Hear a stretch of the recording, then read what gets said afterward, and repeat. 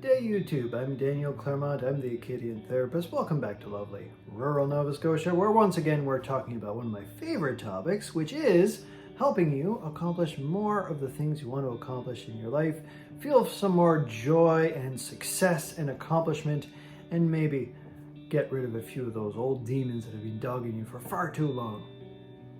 We've talked before about systems to help you get more things accomplished. We've taken some relatively deep dives into where some of your values come from that help you set those goals in the first place. But today, we're going to assume that you have a sense of what some things you want to accomplish. Maybe you've already started on those changes. And we're going to talk about strategies and little things you might try that's going to give you a booster shot. It's going to help you get a little bit further towards those goals and more towards the life you want to live. So I hope you'll stick around. As always, if you see value in this content, please feel free to like, share, subscribe, comment. All these things help support my work here. Let's get to it.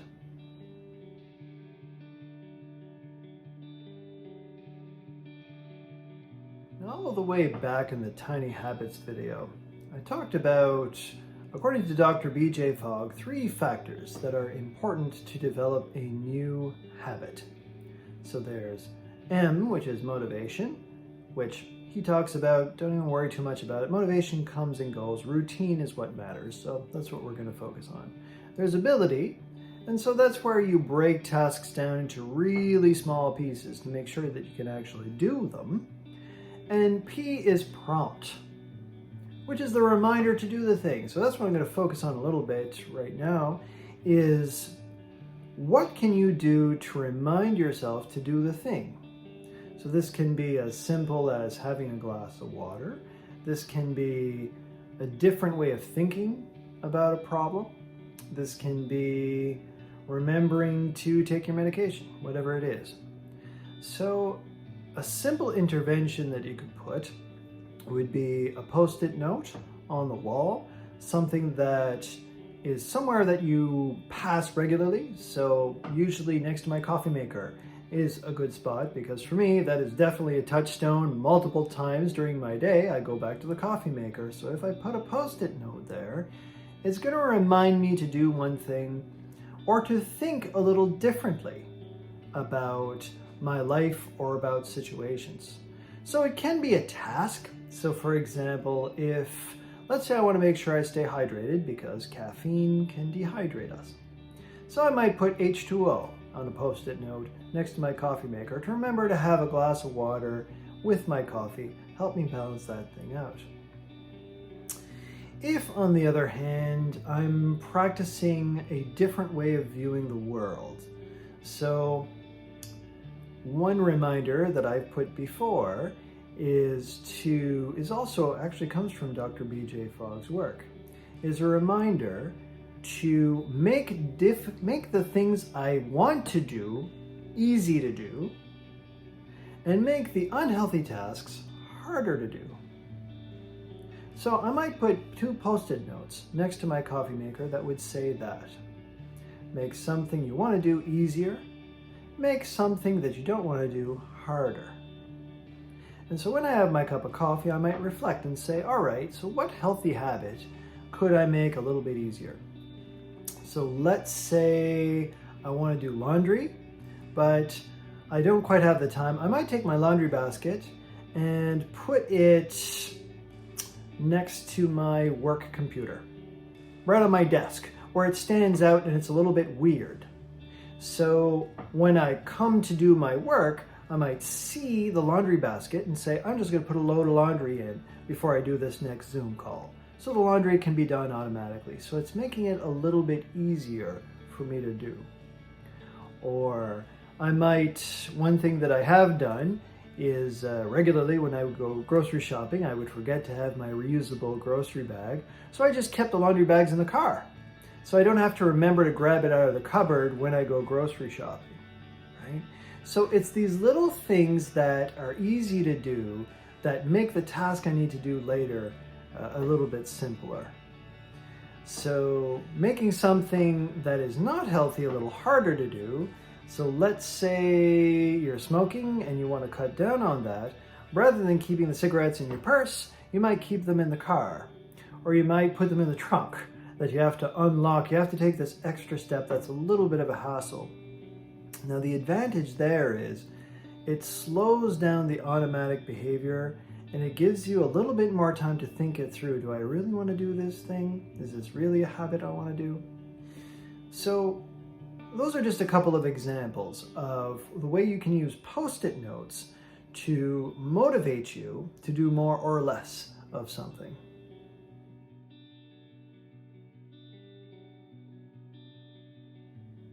One other thing that you can do to add a little bit more value, because a Post-it note on the wall is a little bit boring and, it might not resonate quite so much.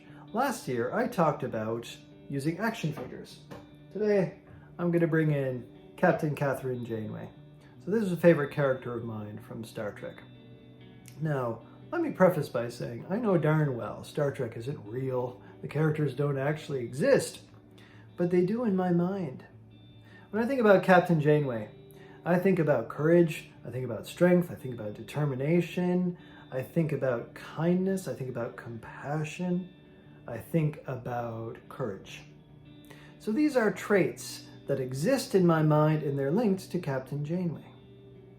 So sometimes if there's a trait I need to remember, to be brave, if I'm tackling a challenge that is a little bit overwhelming or a little bit stressful, like getting all the firewood in before winter.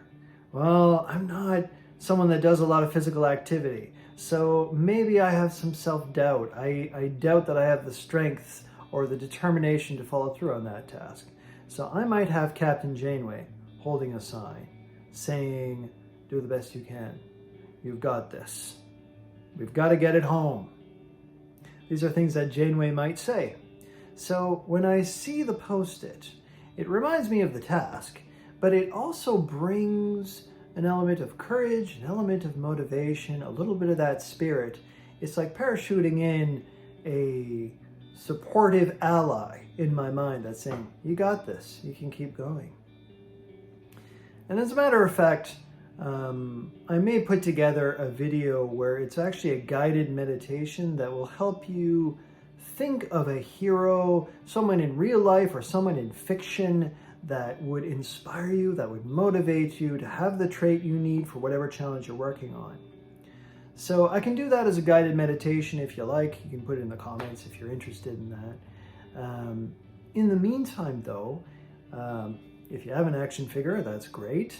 If one of your kids has action figures or toys that you can borrow that represents something, even a memento. So if you have something, let's say your grandmother left you a quilt, and this was something that represented comfort for you. So you might wrap yourself up in that quilt, at the end of the day, and think what message she would give you that would inspire you for the challenge that you're facing ahead.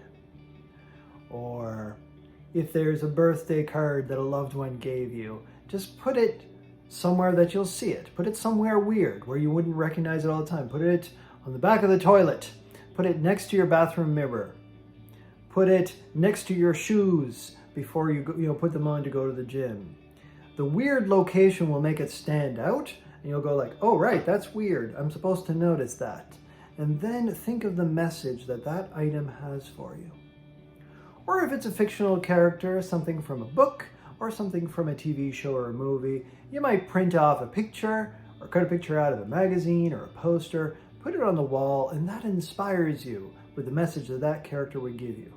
So you might put a Post-it note next to them, or you just picture, you look at the picture and you close your eyes and you imagine what that person would say about this situation.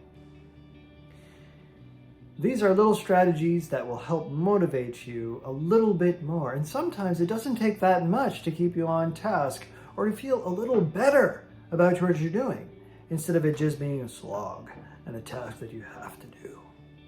So give that a try.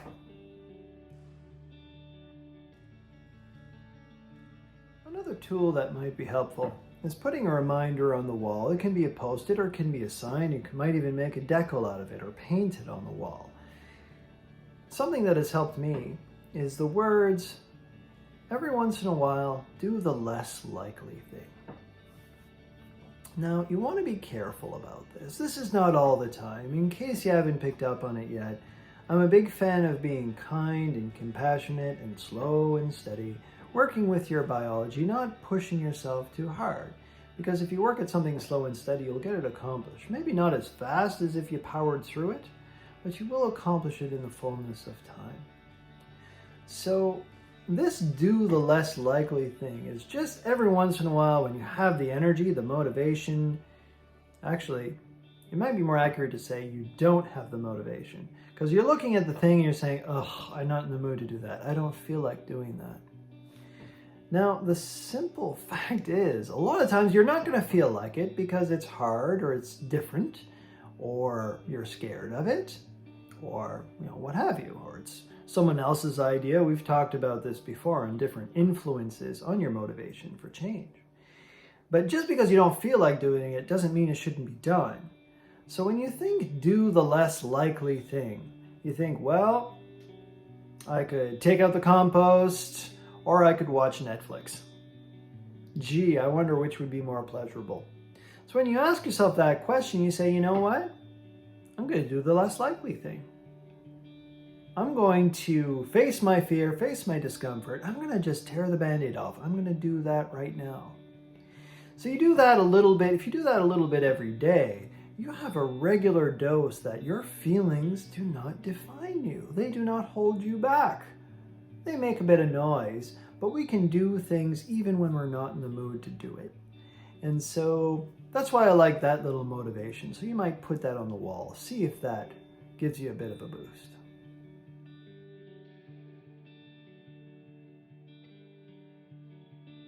Something else that can help boost you on the way towards your goals is establishing and maintaining healthy habits and routines. I know I've talked about it before, and it's a boring topic. It's not as interesting as the really dramatic, intense wrangling with a problem, but it's part of life. It's most of life, in fact, is the little day-to-day habits, the little mindless things that you do all the time that get you from point A to point B. So the more efficient that is, when you develop a healthy habit of, let's say, wiping off the counter every day, making sure you have a clean kitchen counter, making sure the coffee maker is ready for the next morning. You have automated things. You have done tomorrow's you a kindness. So, and because you've established it as a habit, it's not even that challenging. It's not hard. You're not going to resent it. It's automatic. It's just what we do every day. You can also set up automatic bill payments through your bank, for example. You can set up automatic birthday greetings that send out from your email account, to make sure that you're showing up in the ways that are important, but it saves you from having to stress about it and remind yourself to stay on task. You take some habits like healthy sleep hygiene, making sure that you have a good bedtime routine, something that works for you reliably, making sure that your bed sheets are clean, maybe doing something to help wind down before the end of the day. All of these things, healthy sleep routine will give you more energy and will boost you throughout your day. You're going to have more of your window of tolerance that you can function in. So those are a few other things that you can practice and maintain that's going to help you achieve some of those bigger goals later. Because you're not stressing about the little stuff, you can tackle the big stuff when you have time.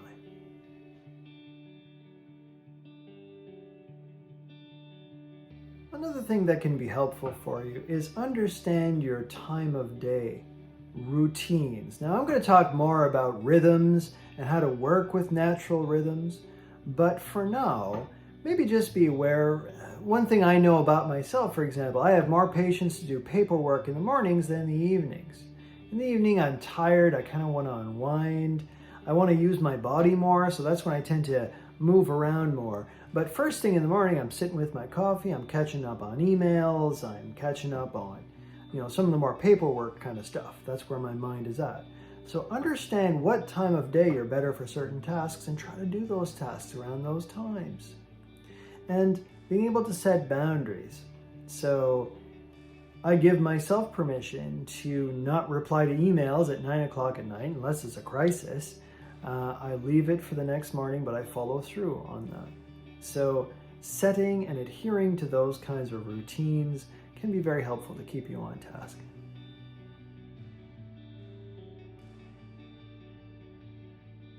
So if you've tried these strategies, be it tiny habits or Kanban or any of these other things we've talked about, you implement a plan and it's tiny habits and you're doing it regularly, every once in a while you're going to get extra motivated. So you're going to say, well, I only have to do this little thing, but I feel like doing more. So you do more. Maybe you do 5 times as much, whatever the tiny habit is. If the tiny habit is doing 2 push-ups, you do 20. Oh my God, you're amazing. What are you going to do tomorrow? Well, if you're like me, you're going to want to do 20 because you said I did 20 yesterday. This is the important value of not raising the bar, and I'll tell you why. Good on you that you did 20 push-ups. That's fantastic. For whatever reason today, you had extra water, you had extra fiber in your diet, you're feeling more motivated, more energetic, so you were able to push past those boundaries. You accomplished more than you ever have. Celebrate that. Celebrate the heck out of it. You should be proud. You've accomplished something wonderful. You deserve to be proud of that. That's what you want. However, mood comes and goes. And if tomorrow is a rough day, doing the basic is all you need to do, because if you do the basic every day, that's what gets you the goal. Now, the days you can do more. Celebrate it. Pat yourself on the back. Then let it go. Don't chase the success of yesterday. Be kind to yourself. What you are learning is a new routine, a new way of living. You are not learning to conquer your old self. You are learning to become better one day at a time, one moment at a time.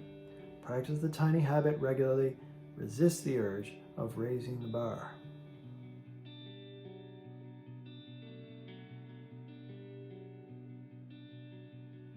So today we've talked about a lot of refinement strategies, ways of improving things that are already going well to add a little bit more energy, a little bit more boost, a little bit more efficiency in day-to-day routine so you don't have to overthink so much. So there's stuff that you can do, thought experiments that you can do, reminders with those Post-its.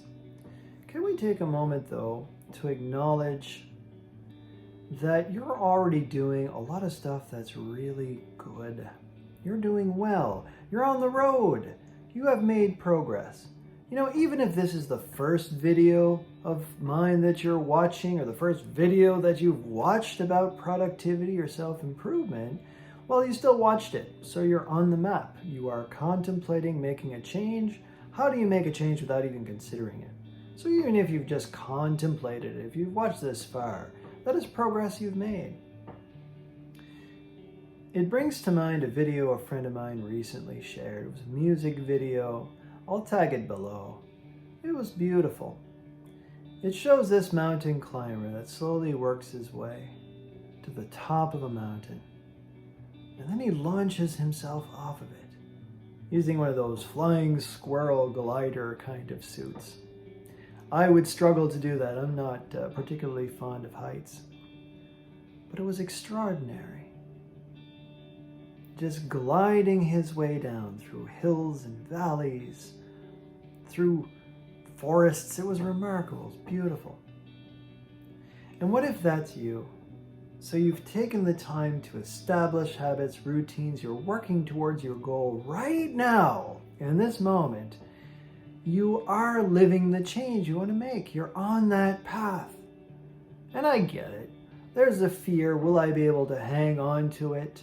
What happens if I lose it? We're going to talk about that in upcoming weeks. But for now, spread your wings. Allow yourself to savor the flight. Allow yourself to celebrate what you have accomplished, what you have done so far. Celebrate that feeling. We can get caught up with working on achieving that thing over there. But if all you're doing is looking over there, you're not here. Right now, you are in the process of change and you are already experiencing change. when you can notice that the change is happening right now, you're living your life. And there's more quality to it. It's not just the suck of accomplishing that. You're experiencing this current moment, and I think it's a pretty good moment. Even if it hurts a bit in change, it's pain in service of your values. And maybe that's noble.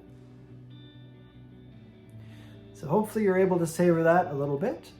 If you have any other productivity hacks or different tips, put them in the comments. Let's share some ideas together. In the meantime, we will see you next week in the next step on this road towards personal change. Take care.